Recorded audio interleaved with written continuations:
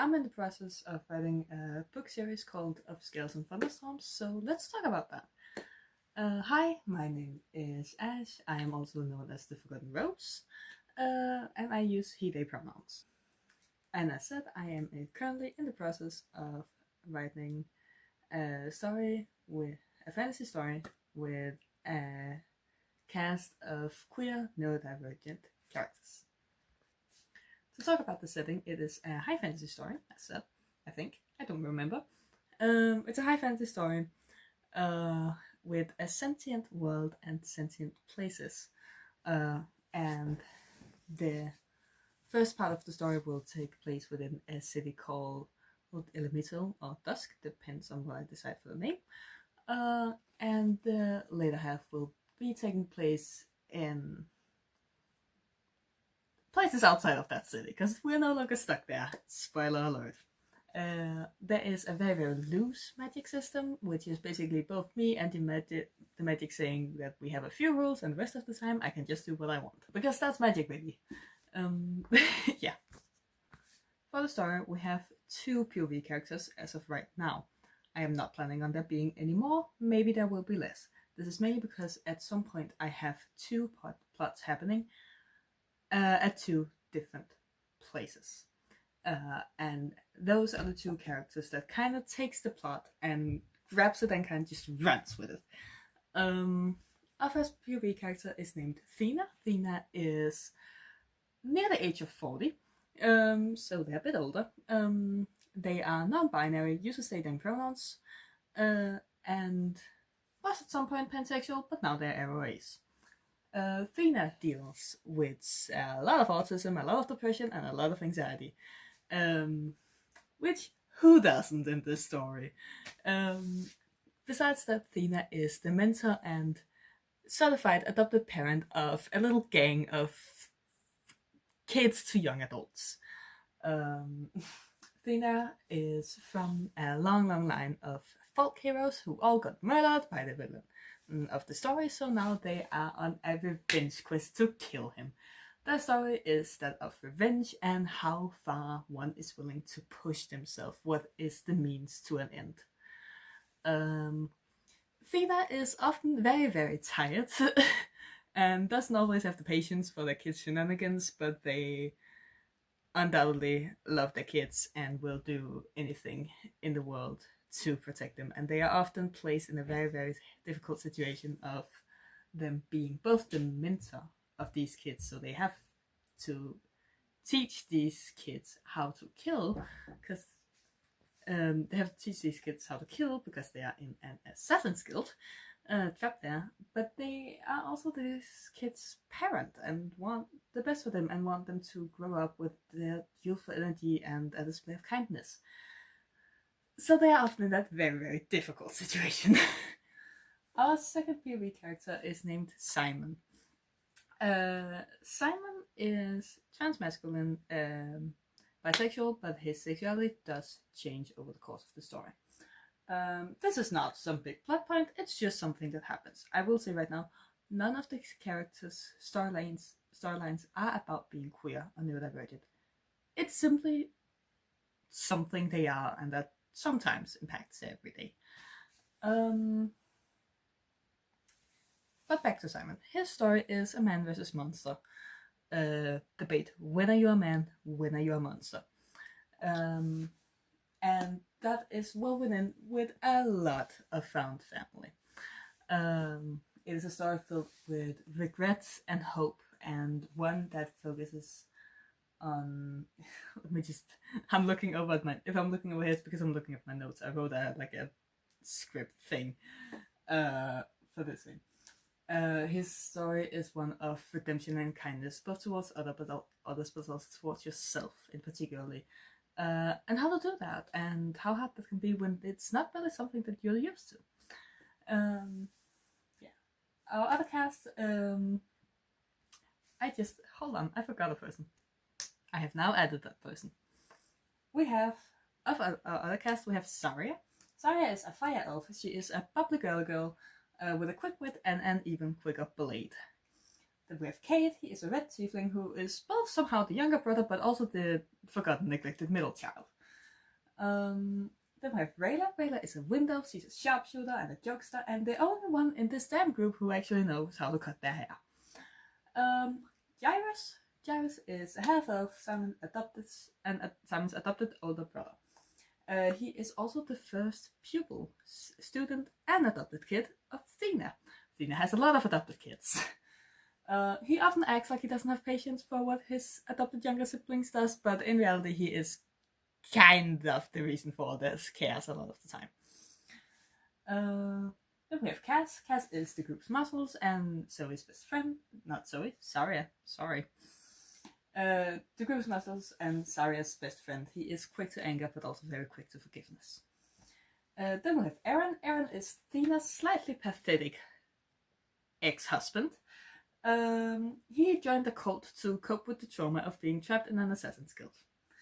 Then we have Violet. Violet is a wolf elf sweetheart who has yet to learn what a cruel world they live in. And then last we have Jalen Gold, the villain of the story. He is the leader of this assassin's guild. He has a tight connection to both Simon and Thena and believes that they are the weapons he necessary to build and expand his dark empire. What exactly connections he has to Simon and Thena, you will have to either read or hear me ramble about to find out. Yes. Then we have tropes and tags. The story includes found family, doomed siblings, because I like doomed siblings, lots of queerness and gay ships. I just realized I forgot another character, but you'll meet her at some point. Lots of queerness and gay ships, tragic backstories, all the tragic backstories, and the awful one with the ballroom scene, so there goddamn is one. I really sat down and said, I'm writing a high fantasy story. Why is there no ballroom scene? And then I made one. So, partially a ballroom scene, partially a heist, partially I wanted to give Saria a girlfriend. Who are these books for? Who's my target audience? My target audience are neurodivergent, queer, and hopefully also people of color as well. Now, I am aware that I am white as a sheet of paper.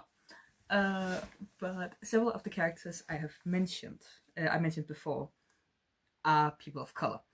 Now, I want to make it very clear that you can imagine these characters however you want. I'm going to give some physical description of features of them, but I have the ones that I am imagining as people of color, and is gonna write with that in mind.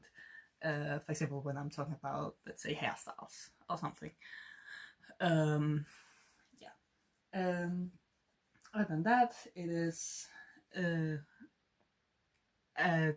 all queer, all neurodivergent book. We have one background character that we meet in like book 4 or 5. I'm planning on like around 5 books, by the way.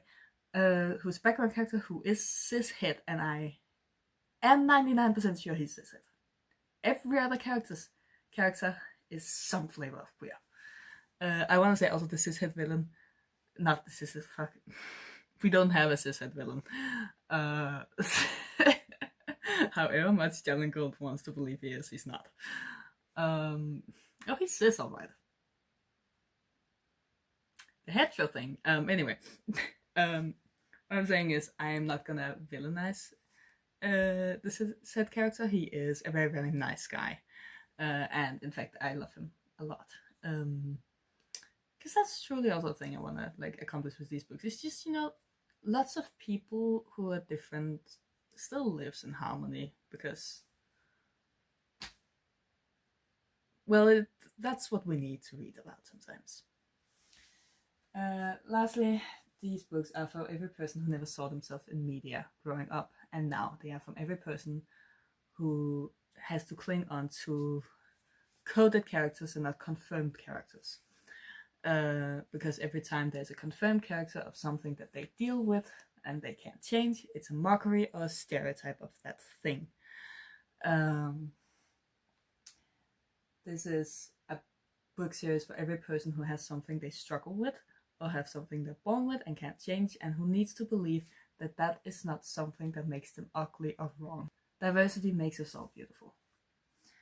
Alas, they are for the exhausted parent, the depressed child, the eldest daughter, and the little child that kept consuming books at the school library because nobody else wanted to talk to them. That was a bit of a sad note to end it on.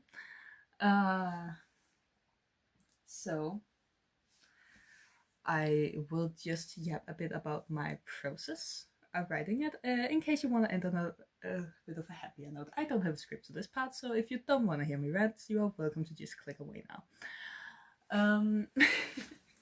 I started writing this book in, I think, 2020. That my first character ever created from this book was Simon. He very much came to me, and then I started writing. And then I started writing book 4 or 5, the last book. Because that was kind of all I knew of his story. His backstory was also very different from them. Then just kind of kept working on him, then he was put a bit aside. And then my partner and I started playing D&D, because not every character in this book is mine, actually. There's a couple characters that is my partner's. But we started to play D&D, and a lot of the events in this book is actually directly translated, or at least inspired by that D&D adventure. And that D&D adventure is also the reason why a lot of the cast exists. Because we had an arc that took place in the Assassin Guild, and I had to come up with friends for Simon. And that is how Thena, Kate, Saria, and Cass came to life. Hold on, I'm gonna drink some water. Everyone, drink some water. Take some more water. Hydrate. Yes. I do know how to say a lot. I'm very sorry. I did it again.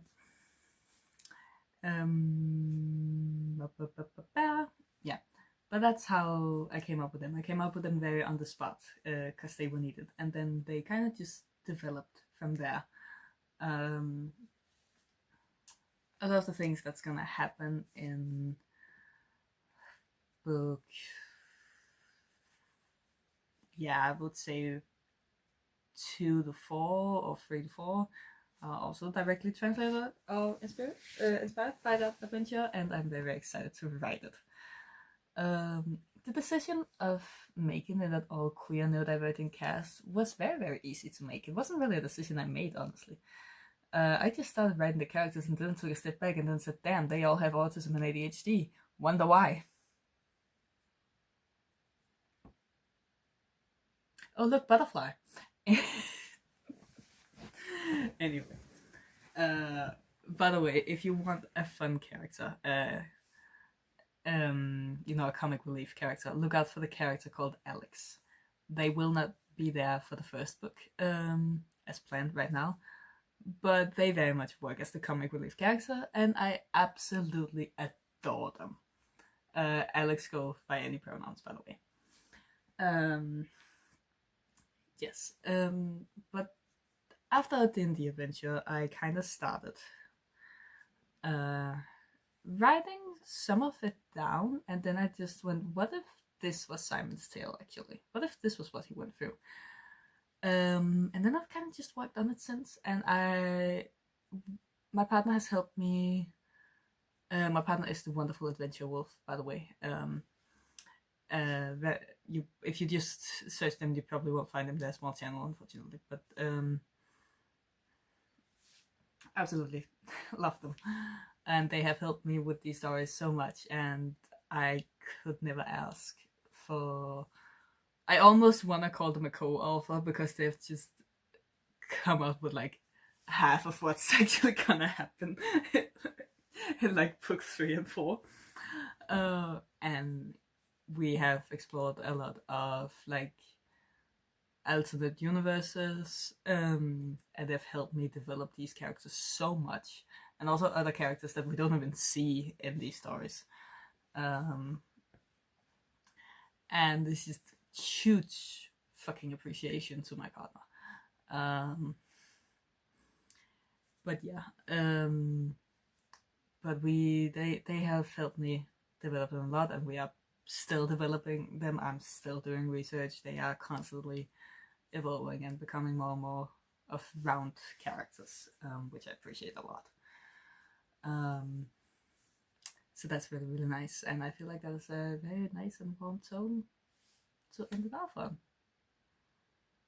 This is gonna be really, really scary to post. I haven't posted on social media in a couple of years now, actually. So yeah, I hope everyone have a wonderful day. Every hate comment will be deleted, because I want this to be a safe space. So yeah, have a nice day. Hydrate yourself, y'all, and take care. Just remember, y'all so goddamn beautiful.